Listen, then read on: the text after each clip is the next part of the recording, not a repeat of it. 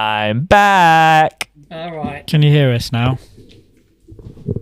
All right. Once more for the cheap seats. Hey, everyone. Hello. Welcome to Chat TGR, Dan, Jake, and Joe. And on the knobs, we've got Zach. Hello there. We've General Kenobi. I think Lizzie might have muted the audio She to did. teach us a lesson because she's That's right. in Greece right now and not here with us. Is she in Greece? She's in Greece. Yeah. Crete, I think, specifically. Not in soggy Swindon. I hope Okay. you can hear us now. It's been a mad day.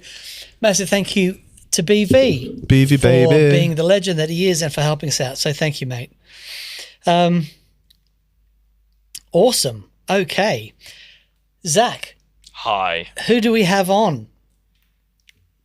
Can you see the names of some of the people? We have, of course, BV, which you mentioned. Scott Curry, Simon V, Simon McCarthy, 2 Simons. K. Cole. Dyslexia going crazy. Tom. I'm not even going to try and pronounce your No, last name. so Simon good, McCarthy and Scott Curry's already said he loves the Bruins jersey. Big up the Bruins. Let's not talk about the Stanley Cup this year. Next year's the year we're talking about. Is that a real thing? Yeah. You're not wearing it ironically. No. No, he loves ice hockey. He's like training every Sunday. Yeah, I played. You play? play Yeah, ice I've hockey? been playing for about... I played when I was a kid. I've been playing again for about 3 months, I reckon. Yeah. Play every Sunday night. Are you good? News to me. Yeah, starting beer league. That's They call nice, it, dude. yeah. That's nice. That's nice. Do you ever have to take your shoe off and slice someone's throat with it? Yeah, not yet. Not yet, but Joe's been threatening for one. That is a Cruising for devious smile if I've ever seen one. Yeah, Bruins It are my, happened, didn't Boston it? Bruins are my team. Okay. Yeah. That's a local team, No. Boston. as in actually That's Boston. that's who I support. Okay. Yeah. Not Boston As up in- north. Boston over the Yeah. pond. More than a feeling. That's very good. Very good. Will you take us on Okay. a journey No. to Boston? No, I won't take on it. I haven't been to Boston myself yet. Have you not? No. Let's go to Boston. What's in Boston apart from the Bruins? What is Boston? Boston's a place in America that we've never been to. The Red Sox. The Boston Red Sox. Are they the Red? Are they? I think they're Boston. That is Red Boston. Sox? I don't know. things. Baseball team. Paul Snow says, go Socceroos. Jeff Harper says, go Canes. Brilliant. Brilliant. Go sports. Sports. Right. We love sports. Okay. Simon VRDJ is on. G'day, mate. Paul Snow, Jeff Harper, Kay Cole, Matt Fleury, Scott Gaylor. G'day, mate. Scott sent me a clip this week of him playing the SG. I told you you're an SG guy. Didn't want to believe me. There's the proof. Sounded epic. I want to see this. Want to hear It's this? just got the right mid-range for you, Scott. It just sounds great. But anyway, fantastic. Okay, thank you so much for joining us. We're going to go through some pedal news. Then we're going to get into the conversation Clonagate. Klongate. Not the toothpaste. Yeah, Dan, when you texted us earlier, if you noticed this, it auto-credited to Colgate. And I went, what, the so toothpaste? confused. Okay. Yeah. I was like, has a certain company been bought out by Yeah. a toothpaste company? It wouldn't surprise me if Colgate would come out with a Klon. I mean, everybody else have now done one, so. Anywho, do we want to do pedal news? Pedal news. Pedal news. We didn't sort it out. Oh, we didn't do the We'll have to thing. sort it out for next week. You know why? Say that again. Lizzie. Bloody Lizzie. Honestly, Lizzie. She's watching this right now from an all-inclusive, bar on a 14th gin. Yeah, Hammered fair enough. drunk. Yeah. Going, you don't even know what you're talking about. Hi, Joe from Hello Sailor. Hello, say that. Oh. Hello, mate. So tomorrow, you know what I didn't do? I'm such a wally. Actually, I can send you this clip and you can play it at the end. Yeah. Oh, we have the technology. Well, So the the other thing to say is tomorrow, my pedalboard build is going out on that pedal show, Gasp. and I'm going to send you the 1-minute version of the build, and we'll play that right at the end. Okay? Little pudding. Yeah, like a little Pudding extra. cup. Little pot of pudding. Also, we won't be here next week because we're playing Download. Yeah, we're not about next week, by the way, Daniel, because We're we're at playing Download Festival. Download. Once playing more, Download we're Festival. playing Download. Have fun carrying the show. We're like bookending, so it's us at the start and Korn at the end. So Yeah, our friends in Corner bookending the festival with us. A corn plane. Corner Yeah. headlining the Sunday, so they're the last band, and we're Is that opening why? the Is festival. that why you're away for 3 days? Well, yeah. And Green Day, and Sleep Token. I've just sent you that. Weezer. video. Did you get it? I've got it. It says waiting. Okay, there we go. Get us receiving, mate, through the power of airdrop. Okay, so brilliant. Well, if you have any gig requests, don't get in touch from Wednesday next week. Or no, I'll be here. It'll be fine. And I'm there, and I'm actually out for 2 weeks because You're in the on following holiday. week I'm on my holidays. I'm off to Cyprus.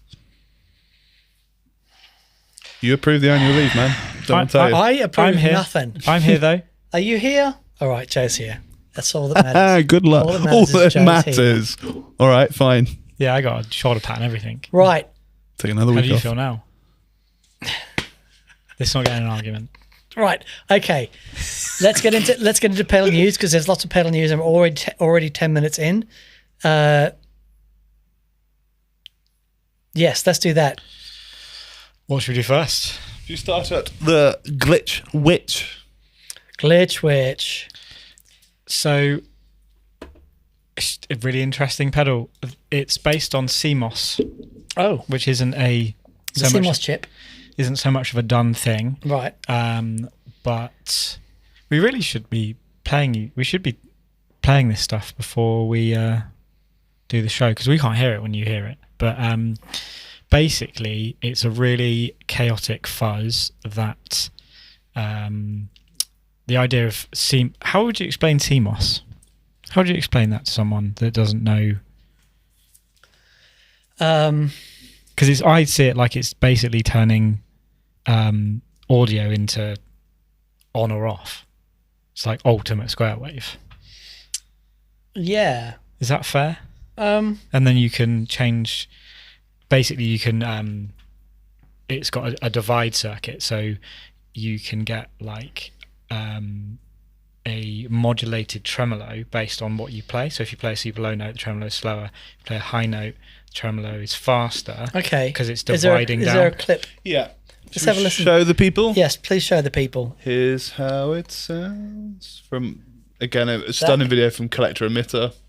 Channel 4, yeah? Yeah, it's on. We on? Okay. Awesome. Should be playing, hopefully. Oh, look, it's foggy. Fog.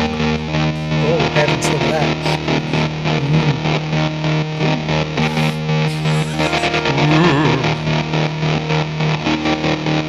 This is the Cosmoid Instruments Glitch Witch. It's a great name. Yeah, it is good. It is good. It is very good. But basically, you get everything from tremolo to ring noise to different kind of harmonics that happen. Hey, Zach. Hello. Back to number 2. There we go. Back to the people. It's just a really interesting take on fuzz. That's great. That isn't the norm, as it were. Okay. I thought it was really interesting, and the name is great. I mean, Glitch Witch. It's worth I'd look at it just for the name. Agreed. Glitch Witch. Yeah, It's brilliant. incredible. Yeah. Yeah. Yeah. Okay. We like it. Very nice. Likey. All right. Slot number 2. Ooh. MXR Jail Guitar Doors Drive Pedal. Have you seen this? No. So it is a homage to Eddie Kramer's guitar sound in MC5. Really? And there's a really cool video they've put out with Tom Morello that I'm just going to chuck up now. Okay. Sax on it. Hi there, this is Tom Morello, and this is the Wayne Kramer Jail Guitar Doors Man, he's MC5 just the roaring coolest distortion guy. sound in a box. It does sound really nice. Is that big tail?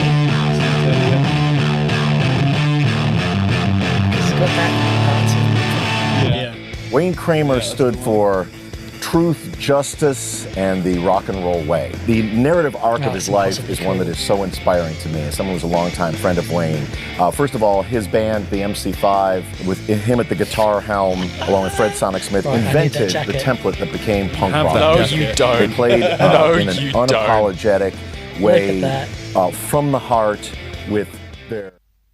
But yeah, so it's just really cool. It's just a one knob, simple drive pedal, but it just sounds awesome. I think it's a really nice homage to like the Wayne Kramer.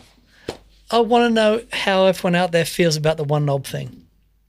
So one knob thing, I think, for phases and stuff is cool. There are some one knob drives that I think are fantastic, like the Chupacabra from Mythos. Chupacabra is extraordinary.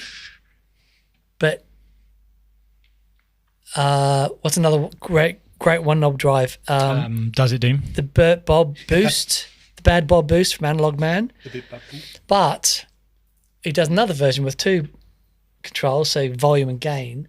And MXR Distortion Plus, it's the minimum amount for me. Yeah, I think it really depends, because there's, and even like zero knobs, I'm thinking of like the Bumble Buzz, the Third Man effects thing, or like the Green Ringer style stuff. I also really like we've made the decisions, we'll give you a simple control or no control at all, and it just sounds great. So I think it sort of depends per pedal design. Sometimes it's a statement. Yeah. Oh, it's a statement. Sometimes it's like, this is what it sounds like. Yeah, okay. And that's the vibe. Bigfoot Effects also do some of the no knob stuff with, and it's Transformers and like the he actually does no knobs, no power. Yeah, you know, you got the Tentacle as well, which is an Octavia, right, with no knobs. Yeah, there's quite a few octaves with no knobs. It just is what it is. Again, Mythos do a no knob version of the clean octave, the Cobb. Oh right, yeah. Oh right, sure. Yeah. My final note I want to say about the Jail Guitar Doors drive, Zach, if you get the code back to my computer quickly, that they look really cool, and the artwork was done by the founder of Obey Clothing. Fantastic. You know the brand Obey? He did the artwork for it, which I think it's really cool. And you can sort of see that. You look at it, you can see the energy of the... Dan's got a full cover to that. I meant my massive head was blocking it, that's why I went, you can see that if I... But yeah. Your head's not that big. Thanks, it's man. in proportion. I need the that. thing is, though, and I have this conversation with some pedal manufacturers, how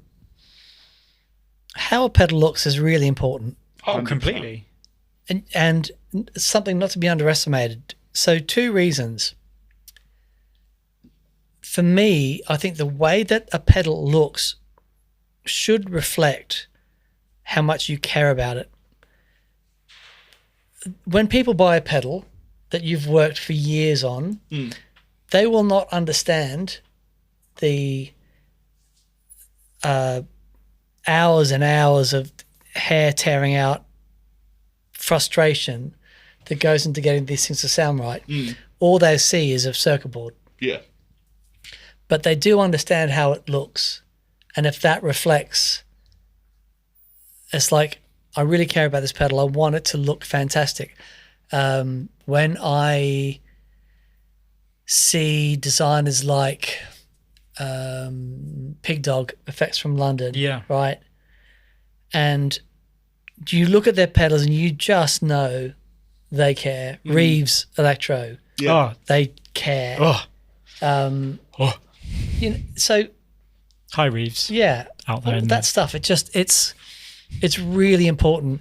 It's as important because I think to a certain degree it affects how you interact with it. Yeah, and kind of a bit like when you eat with your eyes. I think sometimes when you play with pedals, you play with your eyes. I think it can affect how you perceive it. Yeah, I agree. I agree. Look, I've just having done my new pedalboard, which you'll see at the end of the show.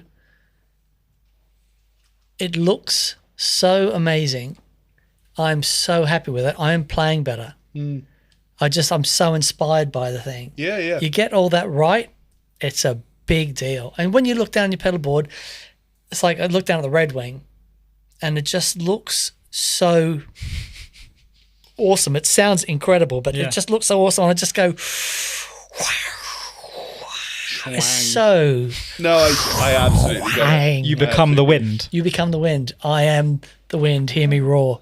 Go on, Katy Perry. Yeah, You go, Dad. easy. Right, let's get I through. want to hold on to any skerrick of respect my son still has for me. So, all right. No, he doesn't.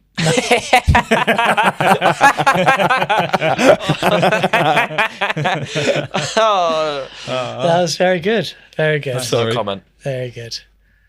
Joe, should we Let go me for just, the Reactor? Okay, so the Reactor might be the most insane pedal I've seen in some time. Okay. Like, it's obscene.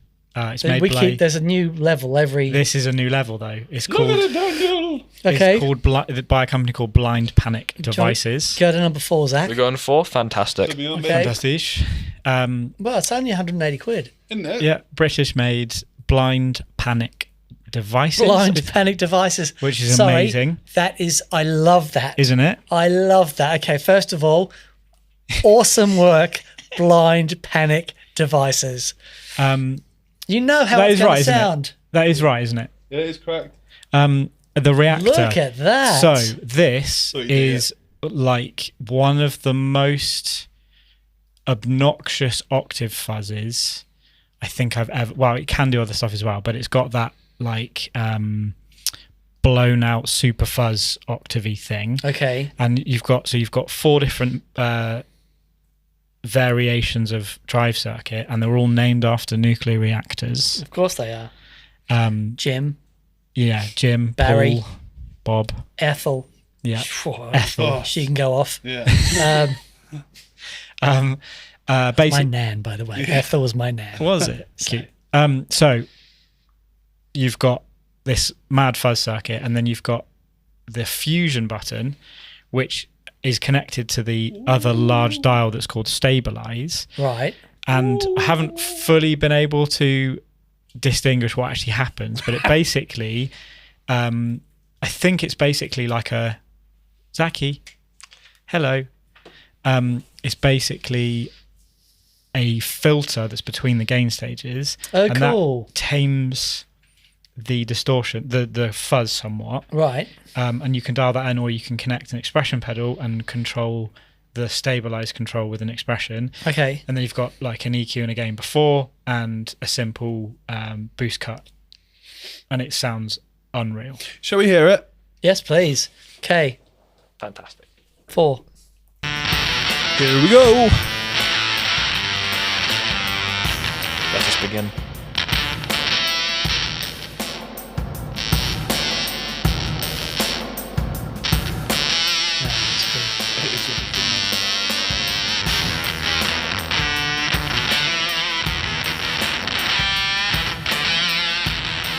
So we stick to what the good people can hear. The more powerful nuclear reactors.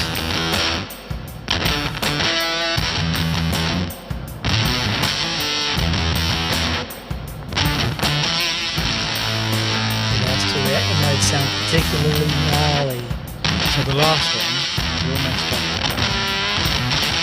to that point of clipping where it was silent at the start of the note and then blue. Okay. It might be Earthquake of Gary, you know, when it's so like, okay. blown out. And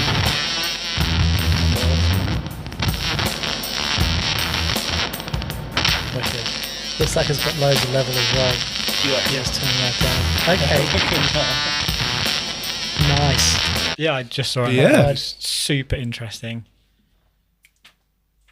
There we go. Wow, that looks really cool. Brilliant. Cool. Well Right. done. Awesome. Well done. Try and remember. No, stop. Blind panic There devices. you go. I know, Did you go into a blind I panic did. for a I second? did. Into a blind I panic. did. Our last honourable mention for this week is to the lovely Matt at MWFX. Oh, cool. So Matt does a glitch pedal Right. called the Judder that I love.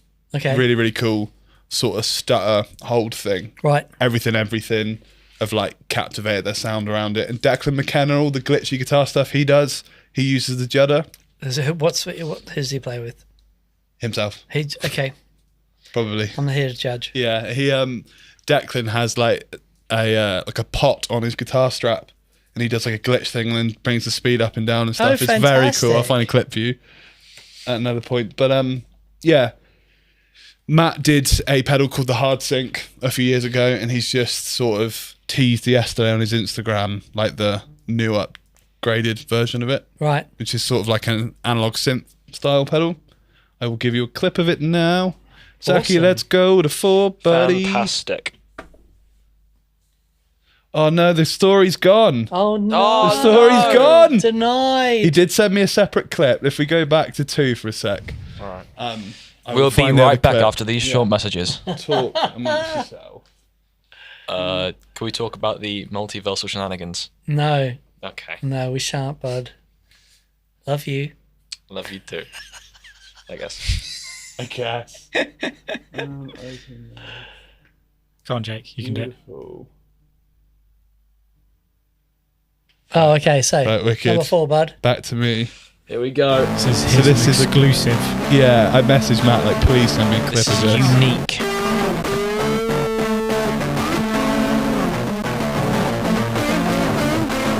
I think as tinkerers we can all relate to that Yes. shot as well, Yes, right? absolutely. You're like, does this circuit work? I'm gonna. Don't touch it. Don't breathe. Yeah, it's going. It's going. Don't touch it. And you gotta just put it in the enclosure and go to bed. Put it in the enclosure and it doesn't work. You stay up like 6 in the morning trying to fix it, right? Don't even look. If this one was Still playing, got the old tag on. You look too hard to break. Literally. Too hard. Nice. We go and back to 4 quickly, Zaki, just so you can see what Yeah, he's chopping and changing it, angles. it's all about the angles, about the scenes. So you can see what it's going to look like when it's. This is one of the versions that he's made of it. So what does it do? It's crazy cool synth guitar sounds, Oh, basically. okay. Is it PLL? Is it Logic? What's it based on? It doesn't actually say. Because hard sync implies, oscillator sync, Yeah, which would be very exciting. it doesn't actually say what it's based on. It sounds great. It's got the PLL energy to it. It's got that It does look pretty legendary. Schumann data corrupter Right. analog synth thing to it, and it seems really exciting. That's awesome. But yeah, we'd spotted that last night, and we need to include that. We literally sent it to each other at the same time. Yeah, I tagged Joe in that on Instagram, and then he sent me the post, and I was At like, the same mate, time. look at your It was a cute- notifications. It was a cute moment Yeah. of synchronicity. That's lovely. Where are they made? UK. Blighty. Oh, wow, fantastic. Oh, that's nice. Okay. I like that. I like it Homegrown. like that. Yeah, cool. Okay. That's what we got this week. That's it. That was All our right. Fower. Okay. So- we got over 100 people sat with us today. Hello, everyone. Thank Hello you all there. so much for hanging out with us. That's so cool. So cool. We appreciate every single one of you guys. Yeah. So I reckon we have a quick comment browse for questions, That and then we'll sounds get good. into being connoisseurs. That sounds good. That sounds So- good. Let's have a look. Any questions? Best comment so far is this pedal needs more fibre in its diet. So far. Crazy. That's very good. Sounds broken. Says pizza scented candles. I like that. Nathan, this might be one for you, Daniel, sir. Yes. Hi from NYC. What's your opinion on using the Boss preamp booster into the Waza CE2 to get the classic CE1 sound? Into the Waza C2. Yeah, Yeah. Okay. to then get a CE1 Yeah. type sound. So you will get closer with it with that combination than not having it. The preamp in the CE1 is an absolutely essential piece of the puzzle of the CE1 sound. The CE1. So when I first heard the CE1, I went and saw Midnight Oil live. I saw them so many times in Australia. They're like my favorite band. And Jim Magini jumping on the CE1, and it was overdriving and modulating, and it was just freaking Doing its magical. thing. And then I immediately went out and got one. You do need to mod the CE1. So, for those of you that don't know, CE1, the very first ever Boss pedal. And we've got one here, don't we? Or is it? I think he might have Did I taken tidy it somewhere. away? I whacked it on eBay, mate. No. Okay, but anyway. Oh, I can see it. Shall I get it? Yeah, go on then. So, C1, it's lore. It's there you go. Well done. Well done. So, but originally, Boss and Roland were doing organs and keyboards. So this was designed to use with an organ or a keyboard. And what's the output impedance of an organ? It's quite low. Yeah. It's quite low. Very high, right? It's very low, and therefore it can drive the 50k input pot, and the pot sits right at the input. It's on all the time. Right, cool. So to use it with guitar, you can hit it with a buffered signal, and that's fine. But if you plug your guitar into this, you want to change that pot from 50 to 500k. Right, sure. That's the classic mod to do with these. The Boss was a preamps that's already there. Yeah, of course. And so that into a CE2 or a couple of other options, the Analog Man mini chorus or bi-chorus, Red Wing for a different flavor, but if you can get hold of a Keeley mod CE2, that's the ultimate. However, yes, to answer your question, put that into the CE2 and you will get closest to the CE1 sound, because that preamp circuit is so important. I think that's sort of it for questions at the moment. Okay. So should we get into Let's do it. Klon territory? Let's do it. Okay. Halfway through too, that's really nice. Lizzie who? Exactly. Lizzie, we really miss you. We really Exactly. miss you. Past effects. Past That is effects. fair. That is fair. Yeah, Yes. past effects. So David Pekarsky says, I never got on with the CE1. I don't know, but maybe your CE1 didn't have did that input mod. Yeah. Because once you have that input mod, it's a magical thing. Okay. We're going to talk about KLONGATE. What's happened, Dan? What does that mean? This is What's going on? Now, this is a really big deal. This week, Bill Finnegan, who designed the Klon, has issued a notice of intent to sue Behringer for copying his Klon.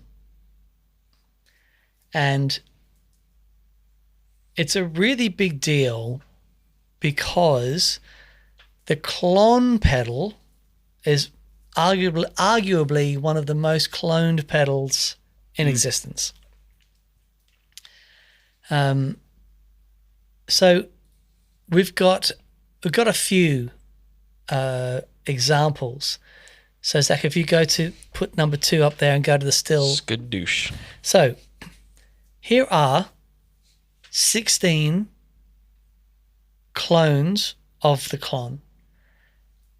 And some of them are not exactly the same, but all of these pedals are very, very heavily influenced by the Klon. And I'm sure on top of these 16, you can think of another 16.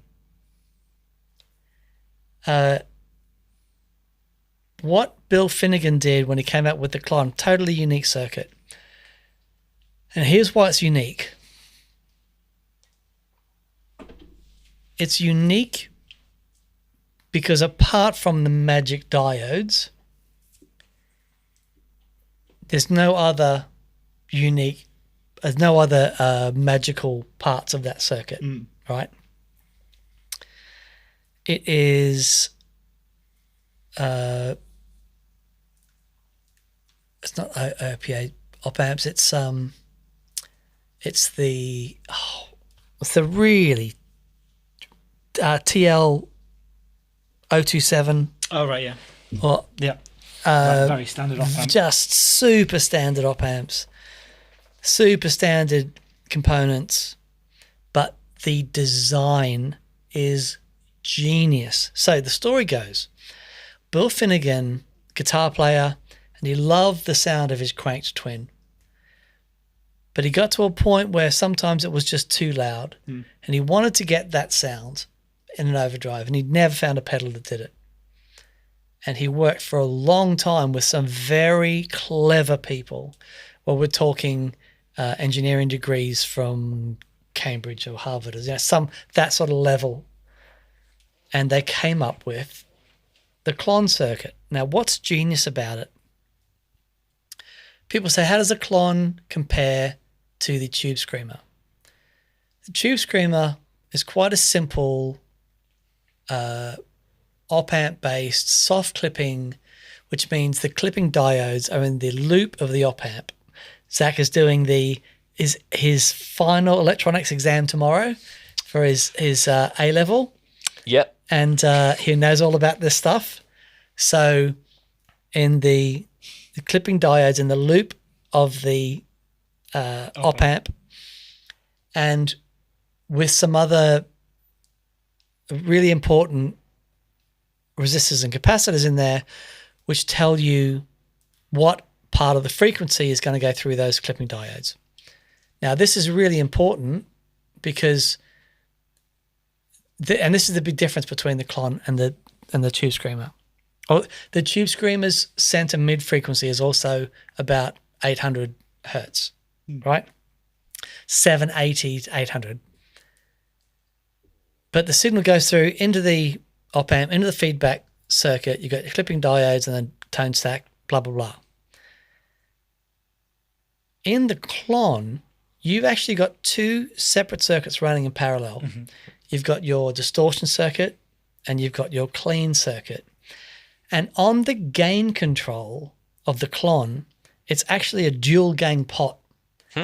And as you dial in the overdrive, you dial out the clean sound. So clever. Right? Very so cool. as you go to a less overdrive, you're going to your clean sound. You're basically bypassing the distortion circuit completely. So you're changing the variable resistors at the same time. Exactly. Yeah. But you're changing two variable resistors at the same time. Yeah. In opposite directions. Which right? is changing the gain of each amplifier. Exactly. Increasing my, one to my increasing the boy, my boy. Go on, Zach. So proud, buddy.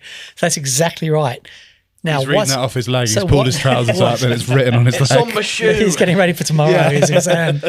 So what is amazing about those two circuits, though, is that normally if I have a clean blend with an overdrive circuit, I think it sounds pants. Yeah. Not the Klon. No. It's just, it meshes so beautifully together. The mid-frequency, the center mid-frequency point of the Klon is 1K. So it's up interesting. from the Tube Screamer. Right. And it's got that poke to it. It's also hard clipping, which means that the diodes are not in the loop of the op-amp. They come after the op-amp. So everything goes through it. Yeah, Right. And when it's in the distortion circuit. But because the gain doesn't just bring down the gain of the overdrive, but it also blends in the clean sound. It's so clever. So Klon comes out. Jeff Beck starts using it. Joe Bonamassa. Who's the John Mayer. Like loads of superstars. Yeah. Find this thing and start using it. And it becomes super influential. Andy Summers. And- Has two. On his okay. board, doesn't he? Or did. So loads of rock stars. Mick Taylor from That Pedal Show, big fan. So I met him once. I know him. I know him, Santa. Right now, what happens in our world is when you do something unique, I'll have a bit of that. people want exactly. Have a bit of that. Yeah, exactly Have a that. bit of that. Exactly that. So Zach, let's go back to that picture with all the Klon clones on there. The Klons. So these are just a small snippet of the Klon clones that are out there, directly influenced by the incredible work that Bill Finnegan did. All of these, or most of them, have their own thing. Okay, so for example, JHS not a Klon, very clever because you built it yourself. You've also got the JHS switch, which turns it into something else. Wampler Tumnus is pretty close. It's got more bottom end. J-Rocket Archer was one of the first ones out there. Actually, the first video that Mick and I ever did together was comparing his Klon to the J-Rocket. We dig them so much. We stopped them at Gig Rig, didn't we? We did. That's exactly right. That's exactly right. Origin Effects Halcyon. I mean, and there's some tweakability on that. The Ryra clone is like the closest clone. But look at the Warm Audio. The Warm Audio Centavo. I mean, it's so close. It's ridiculous. EHX Soul Food and Tone City, you can get really cheap versions. Oh, inexpensive. I shouldn't say cheap. So all of these pedals, and there's loads that I didn't manage to get up there. I think what sums it up is that there's an Amazon Basics version. You can literally go on Amazon. There you go. And find like Basics. a 30 quid clone from Amazon. Yeah. So, and some other things about the circuit, there's 3 different voltage levels internally. And it's got you've actually, the other thing is there's a third parallel signal, which is the bottom end is completely separate from everything else. Right. And they all come in and they meet at a mixer. And so it's got like 24 volts of headroom internally to be able to take all those signals and meet properly. It's so clever. And it's the reason that it sounds as good as it does. Yeah. So Bill Finnegan creates this pedal. It's great. But then what happens? The rock stars are using it, loving it. But Bill starts having trouble getting the metalwork done. Mm-hmm. If we go back to the Klon clones? If we go back to the thumbnail for the show. So you'll see on the left, that's the original gold Klon, and you'll see the metalwork. So thank you for and you. It is stunning. Like I remember seeing it, and it's when we were talking before about how important it is for a pedal to look the way it looks, right?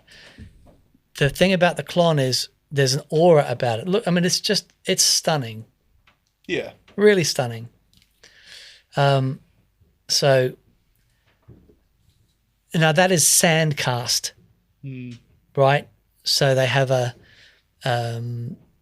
master thing, and they pack sand around it, and then they pour the molten goo in there, and then it comes out, and they brush it, and they put all the gold on it and all that stuff. But it's the process to create is intense. It's intense. Super intense. But it was really important to Bill that's the Klon. That's what the Klon is. Right. Yeah. Right? Because Bill also makes the KTR. Yeah. And on the KTR, it's very interesting. It says, please note that the ridiculous hype that surrounds this pedal is not of my making. Yeah. Yes. Yeah. Why is that on there? Because those gold horsey Klons now go for over $5,000. Yeah. Which is just obscene. It's amazing. Because they can only manufacture them in very small numbers. Stop doing that original metalwork. Yeah. And it just took on a life of its own, like no other pedal that the industry has ever seen before. No. Right? Was it gold first, silver first? Gold first. It was gold first. Yeah, gold first, and then the silver. Bill says that they are identical, except there's something small, but they're pretty much identical. But people say they're not, which is why you have silver variations and gold variations. So now that the price starts going up and they become unobtainium, people start saying, well, I can do a version of that. Yeah. People don't want to pay $5,000 for it. I can do a version of that. And we have them in stock, and you can buy them tomorrow. And it's fair to say that our whole industry is built on that. Yeah. So many builders started out building clones of muffs or tube Dude, screamers or the first fuzz pedal faces I ever made, and I think it's up there, is it was a phaser, a Phase 45 clone that I called Norbert. Oh yeah. It's up there somewhere. Yeah. But anyway, very boring. But yeah, because you start tinkering. It's like, and it's so if you're nerd unite, it's just awesome fun. Yeah. And when you plug it in and it works. won't work to start with, but when you find out why it didn't work, it's like, oh, it's amazing. Yeah. Anyway, so now that the schematics are online and people are starting to build their own circuits and they're tweaking it a little bit here and there. Okay. Here's where we run into problems. When you are that copied, so Zach, we go back to that image of all the clones on there, right? So, again, just a small portion of the clones that are out there. Little amuse bouche. But when I saw the warm audio one, I was like, that's a step too far for me. Yeah. Right? That they've gone and also copied the metalwork, so bottom right-hand corner. And there's also the Serotonin Centura. I mean, there's so many that we didn't get up there. In the exact same big box. Yeah. But yeah, I think that there comes a point where I guess it's just a bit rude. Zach, I agree. But now we need to go to the final image on there. Boom. Okay. So this is the Behringer version. We covered this when it came out, didn't it? It was towards the tail end of last year. Mm-hmm. And just look at it. I mean, it's very difficult to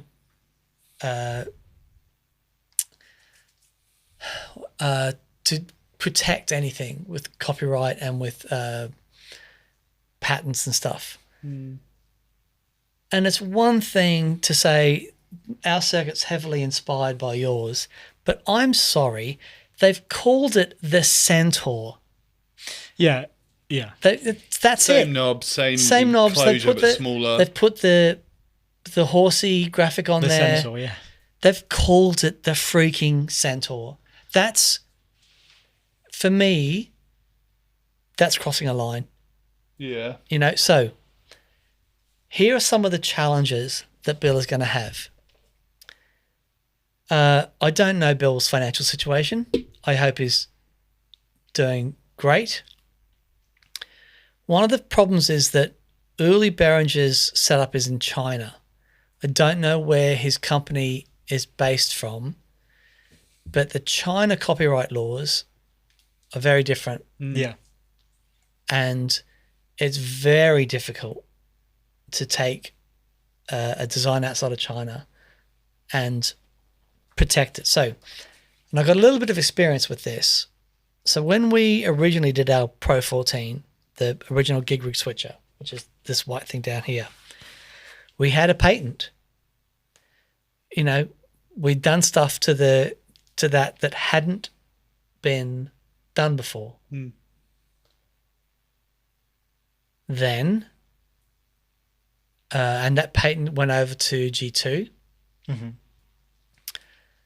Then a company bought out a product that was a absolute rip-off of G2. Yep.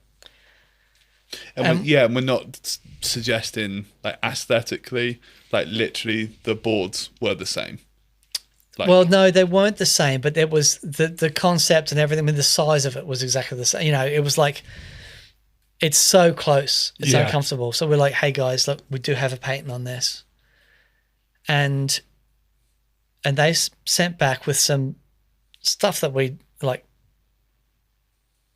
and basically it boils down to if you have a patent, you have to have the money to defend it. Now, this is early days of gig rig. And we contacted a lawyer and said, look, there's parts in our patent that we want to, absolutely protect. It was the variable post-gain circuit. That was a very big part of what we do.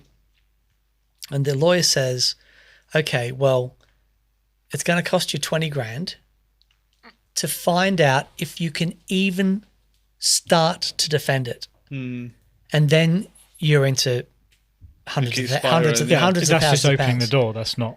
That's And not. we're like, yeah, it's 20 grand to open the door just to see. To check if there's a door. Yeah. Yeah. And we just couldn't do it. Of course. You know, it was just absolutely impossible. So my concern is that I just hope that I think a line has been crossed with that personally. Yeah. And I really hope that Bill gets the result he needs. I'm sure he's gone into this with eyes wide open. And to have a patent, you have to protect it. Yeah. If you don't protect it, you lose your patent. Yeah. Sure. Right? We lost our patent. I didn't know that. Yeah. So we still have the virtual battery patent, and we've got the pedalboard patent, which is patent pending. But so that was heartbreaking. I didn't know that. So and I think the whole industry is going to be watching this very closely. Mm-hmm. But it's one thing to nod the hat to all these amazing designs, but just remember, someone somewhere owns the IP of that product, right? Dunlop owned Fuzzface, for example. So you can create things that are remnant of that circuit. You cannot call it a Fuzzface. You know, blah, blah, blah. But for me, I think it deserves to be. I'm really interested to hear what other people have to say about it. Yeah, I was just scouring the comments. You know, some people are taking the stance of, is it going to impact on the sales of the Klon? Yeah. Which, you know, is an important point. Some people are... The Klon has been sporadic and minimal sales because, so Bill has made a point of that he still sells the Klon under, so he has an eBay store that every now and then he puts Klons out. Yeah. There was a thing about, I saw it in the comments, it made me think of it, but he has a friend that had like crazy medical bills that he like auctioned them off to pay their medical bills, right? That was a thing. Yeah. Yeah. Yes, that's right. Yeah. I get what I get a lot of people are saying that is it taking any money away from Bill? But it's also becomes like a principle thing at some point. Yeah. Where completely. That is surely a massive slap in the face. Yeah. Yep. And so the thing is for me, I think TC Electronic, owned by the same company, owned by Music Tribe. And, you know, especially the stuff that Tor was doing, like Hall of Fame and all that. Yeah, golden era, it feels like. Amazing products that they did. You know, the Polytune, just some great stuff.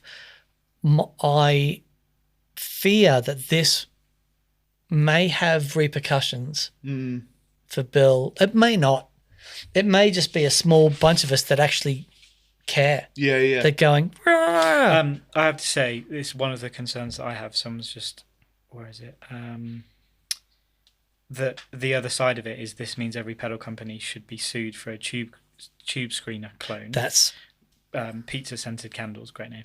It's great. That, which I totally get is a valid point, but I don't think that Bill is saying that all designs should be penalised and protected. Yeah. He's just saying that this one's Behringer, gone too far. They've stepped That's over a crossed line. the line. They've taken every aspect of that design, from aesthetics to circuit design, and called it the same thing. And it almost feels like Uli's like taunting him.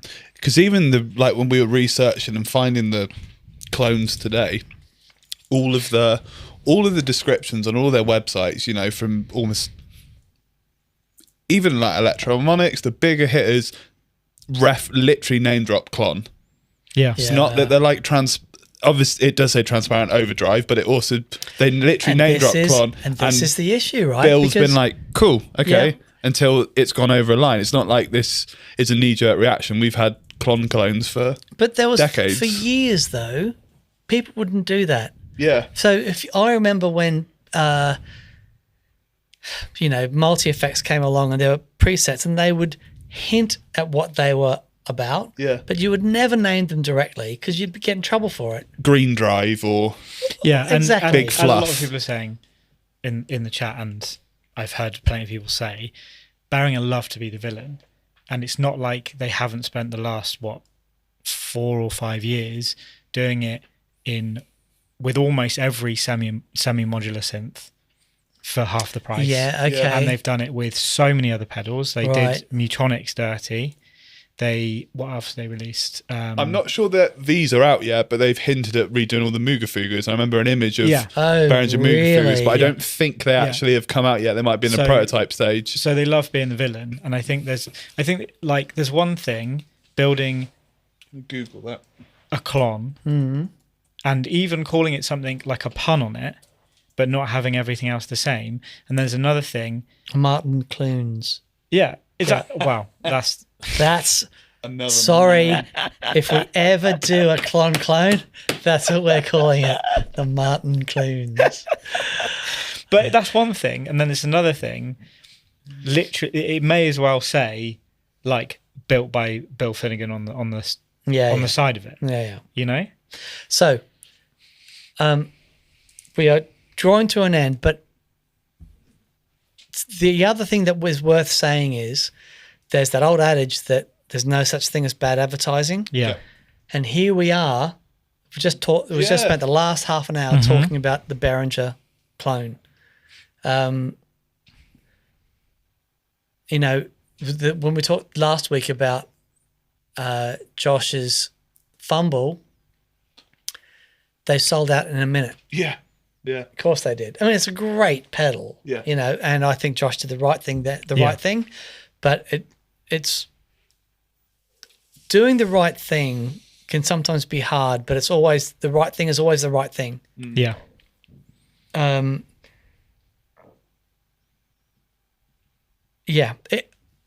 It's such an interesting discussion. The TS9 clone, that's such a great it's such a great point because you can still buy tube screamers, and like the mini tube screamer, it's fantastic pedal, and they're cheap as chips. So, why are we going out buying other tube screamer clones when these ones are available? Why haven't Ibanez or Maxon stepped up and gone, no, hang on, guys, what is it specifically that you can and can't defend? Where's the line? Exactly. It's almost impossible to patent a circuit. You can patent a design and the look and feel, and there's copyright and patent stuff. I remember having a chat to Roger Mayer, and he said, I can get around any electronic circuit patent in 3 minutes. Yeah, sure. So yeah, very, very difficult to do. But I've got to say, I'm going to get a shirt that says "I stand with Bill." Sure. And I think being someone who has felt the sting of this a bit, I'm like, yeah, there's a line. Raw. There's a line, and I think that's crossed it. Yeah, sure. Yeah. But as you say, this is not new. This isn't, Behringer isn't going, let's see if this one's a bit naughty. Yeah. This is something they've been doing with other brands and products for a long time. Such a long time. Okay. There we go. Yeah, it's not been many comments really today, but I think there's been like a cool debate. I think it is a really interesting topic. It's really interesting to read everyone else's point of view, really. Yeah. I think most of us are all on the same side. Vaguely. Scott Gaylor said they're sold out everywhere now. So isn't that interesting? Yeah. There's a bit of murmur about them. Again, it puts them in people's minds. Yeah. You know, when I saw it, I think when we covered it on the show, I think one of my gut instincts was, oh, like the metal looks really cool. It's the shrunken down. It's the aesthetic thing. I think it looked really cool. Mark Sieber says Behringer could afford to pay a royalty and still be profitable. Yeah. This is ethically repugnant. Yeah. Yeah. Yeah, maybe that will be the way it goes. Maybe they're like, right, we'll give you X amount. Yeah, and it's not the first time this has happened. Even just with Behringer, it's happened all the way through the history of musical devices. This is not new. No. But it just stings a bit. Yeah. Because it just seems like it's such a small community. Yeah. Really. And we know the value of these things. There's a handful of people that are really into it and they know the value of it. And I think we work in the industry, but we're all guitar players. Mm. And you're a big guitar player. I play a DAG guitar. So I think for us as manufacturers who play, it stings a bit more. I don't even know if early play, but I do know that Bill does, and he created this to solve a problem that he had. Yeah, totally, and it's a pedal that has changed the way we think about overdrive pedals. Mm. So, I think a lot of us are in the same thing. We're in the same boat. Yeah, I think we're all on the same page. Yeah. It seems to be what everyone else is saying in the chat. Okay, well, look, let us know your comments, and we're going to leave you. So tomorrow at midday, that pedal show is my board build. Board build, baby. So we're going to leave you with that. But thank you so much for watching. Please keep your comments. We read every single comment, and I'm really fascinated to see what you think. Okay, we'll play my teaser of the board build, and then we will see you next Thursday. Behold.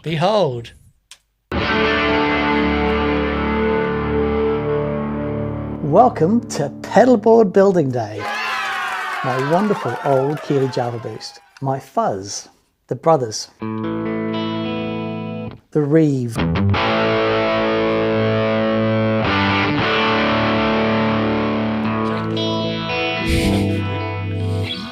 The Red Wing. They all plug into the Gig Rig G3S.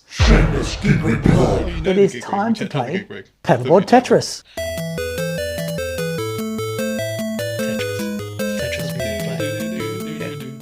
It's a beautiful board.